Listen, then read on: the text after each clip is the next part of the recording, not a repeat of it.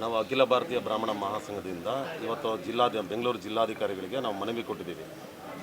ಏನಂತ ಅಂದರೆ ಇತ್ತೀಚಿನ ಈಗ ಮೊನ್ನೆ ನಡೆದಿರೋಂಥ CET ಎಕ್ಸಾಮಲ್ಲಿ ಬ್ರಾಹ್ಮಣರ ಹುಡುಗರದು ಜನಿವಾರನ ತೆಗೆಸಿ ಕೆಲವು ಕಡೆ ಅದನ್ನು ಭಾಳ ಅವಮಾನಕರವಾಗಿ ಅದನ್ನು ಕಟ್ ಮಾಡಿ ಈ ಥರ ಎಲ್ಲ ಮಾಡಿದ್ದಾರೆ.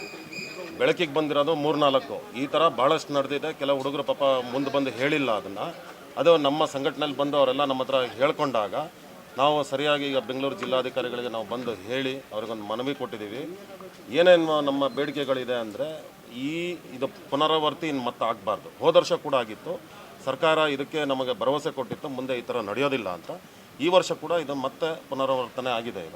ಇದು ನಮ್ಮ ಸಮುದಾಯ ಮತ್ತು ನಮ್ಮ ಮಕ್ಕಳು ಅವರ ಎಜುಕೇಷನು ಎಲ್ಲದ್ರ ಮೇಲೂ ಇದು ಭಾಳ ಒಂದು ಪ್ರಭಾವ ಬೀರುತ್ತೆ. ಇದು ಅವರು ಇವತ್ತು ಎಕ್ಸಾಮಿಗೆ 1 ವರ್ಷದಿಂದ ಪಾಪ ಓದಿ CETನ ಅವರು ಒಂದು ಟಾರ್ಗೆಟ್ ಇಟ್ಕೊಂಡು ಓದಿರ್ತಾರೆ. ನಾನು ಇಂಥ ಇನ್ಸ್ಟಿಟ್ಯೂಷನಲ್ಲೇ ಓದಬೇಕು, ನಾನು ಈ ಥರ ಇಂಜಿನಿಯರು ಡಾಕ್ಟ್ರು ಏನಾಗಬೇಕು ಅನ್ನೋದನ್ನು ಅವರು ಟಾರ್ಗೆಟ್ ಇಟ್ಕೊಂಡು ಓದಿರ್ತಾರೆ.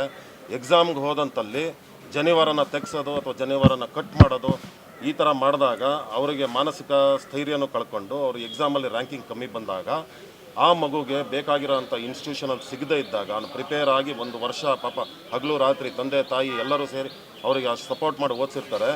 ಇರೋ ಮಾಡಿದಾಗ ಮಗು ಬರೆಯೋಕ್ಕಾಗದಿದ್ದಾಗ ಯಾರು ಹೊಣೆ ಇದಕ್ಕೆ? ಅದಕ್ಕೋಸ್ಕರ ನಾವು ಜಿಲ್ಲಾಧಿಕಾರಿಗಳಿಗೆ ನಾವು ಮನವಿ ಕೊಟ್ಟಿದ್ದೀವಿ.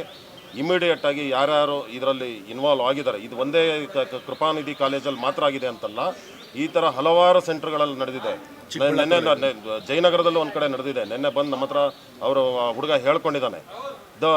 ಅದನ್ನೆಲ್ಲ ಮುಂದಿನ ದಿನಗಳಲ್ಲಿ ಯಾರ್ಯಾರು ಆಗಿದೆ ಅದನ್ನೆಲ್ಲ ಚಿಕ್ಕಬಳ್ಳಾಪುರದಲ್ಲಾಗಿದೆ, ಬೇರೆ ಬೇರೆ ಜಿಲ್ಲೆಗಳಲ್ಲೂ ಆಗಿದೆ. ಎಲ್ಲ ಕಡೆನೂ ನಾವು ಕಂಪ್ಲೇಂಟ್ ಕೊಡೋರಿದ್ದೀವಿ ಇದ್ರ ಬಗ್ಗೆ. ಅವರನ್ನು ಯಾರು ಮಾಡಿದ್ದಾರೆ ಇಂಥ ಕುಕೃತ್ಯನ ಅವ್ರನ್ನ ಇಮಿಡಿಯೇಟಾಗಿ ಅರೆಸ್ಟ್ ಮಾಡಬೇಕು. ಇವರು ತನಿಖೆ ನಡೆಸಬೇಕು.